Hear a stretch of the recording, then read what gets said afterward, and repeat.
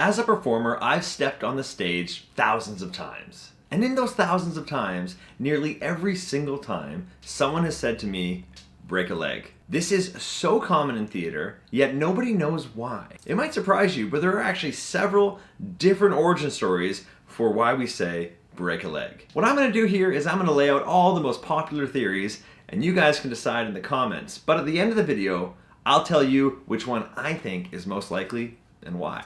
Some are as simple as the theater spirits will wreak havoc on your wishes and do the opposite. Another one is from ancient Greece, where apparently instead of clapping, people would stomp their feet, and if they liked it so much, they would stomp so hard, they would break a leg. Some believe it comes from the Elizabethan times, where they would bang their chairs on the ground instead of applauding, and if they banged their chairs hard enough, you would break a leg. Some people say it comes from this German phrase. My German's non-existent, so here you go. Heinz und Beinbruch. Heinz und Beinbruch. Heinz. Just listen to the Google Translate. Which we take as break a leg. This was commonly said by pilots after World War I. And I think if you actually break it down, I think it means break everything, or break your neck and legs. I don't know. I don't speak German. Somebody let me know. And it meant happy landings, which kind of almost makes sense. And maybe because of the popularity of that, actors adopted it after the war. Some believe that this goes back to Shakespeare times, where to break a leg meant to bow by bending a knee. And an actor, after a successful performance, would bow by breaking a leg and receive their ovation. However, by the 16th century, to break a leg also meant to have an illegitimate child, so it's hard to connect that one to the theater world. By the 1920s, it was pretty obvious that people were saying break a leg because they were superstitious. They felt way too superstitious to say good luck. So instead, they would say, break a leg. But if you look at some literature from the late 1930s, people were saying that it was the understudies in the back of the theater actually wishing that the principal characters would break a leg, because then it would be their turn to go out there and steal the show. And that is probably the most literal definition of saying break a leg, meaning like, seriously, I hope you break your leg.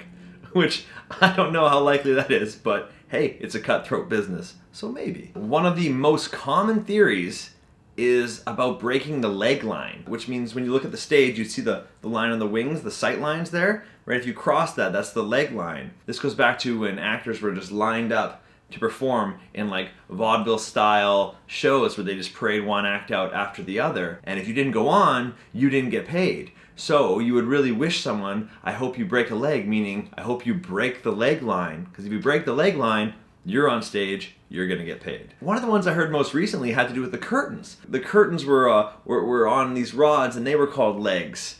And if you had to do an encore, they would have to open the curtains again, and when you get more applause, and if they did that enough times, one of the legs would break.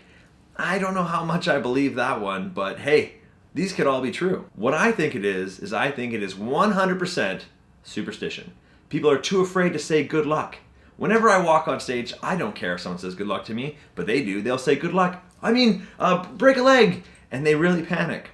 I don't care. Superstition is a ridiculous thing, so I just ignore it and carry on. But some people, a lot of people, are really superstitious and have been, well, forever. That's where it comes from. Just superstition. People too afraid to say good luck. So they say a horrible thing. Theater is full of superstition. I mean, you're not even supposed to say Macbeth in a theater, I don't think. That's allegedly gonna curse the production. And if you believe the superstition origin like I do, it holds up when you think of in the ballet. The ballet, they don't say good luck either. They say merde, which is French for shit.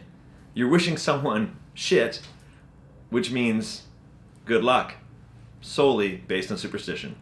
I know I'm right, but you can prove me wrong in the comments. I'd love to hear your theories, or if I missed any. See you on the next video. Until then, break a leg.